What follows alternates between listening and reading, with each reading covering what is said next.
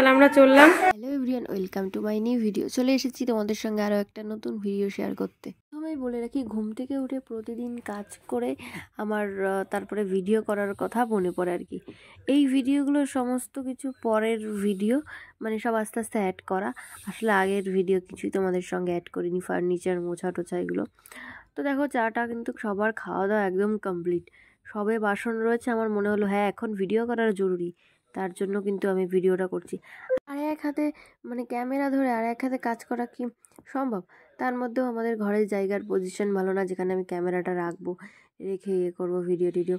দেখো, এর মধ্যে গ্যাস ট্যাস কিন্তু ক্লিন করা হয়ে গেছে। বাবাও মানে এর মধ্যে বাজার টাজার করে কমপ্লিট করেছে। এই মানে আনা হয়ে গেছে বাজার। কথাবার্তা ভুলে যাচ্ছি, মানে কি কব বুঝতে পারতেছি না, মানে এত কথাবার্তা উল্টাপাল্টা করছি না, কি আর কওয়ার মতো না।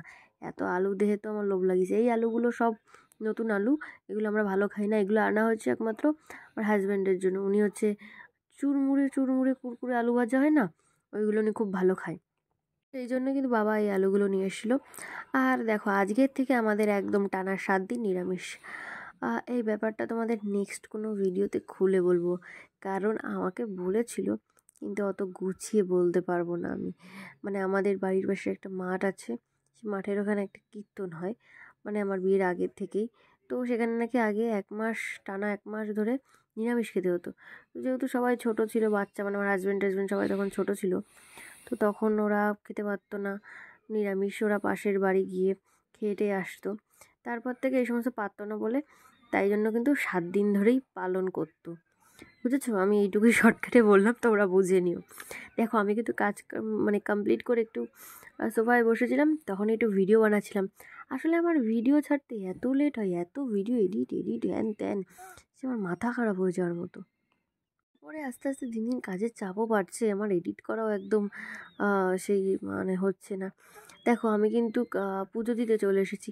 এখন তো কিন্তু আগে কিন্তু আমি সকালে পুজো দিতাম না। তো এখন মার যেই লেট হয়, রান্না করতে যাবে বা কোনো কিছু মানে লেট হয়ে যায়, তখন কিন্তু মা বাল্যটা দিয়ে চলে আসে।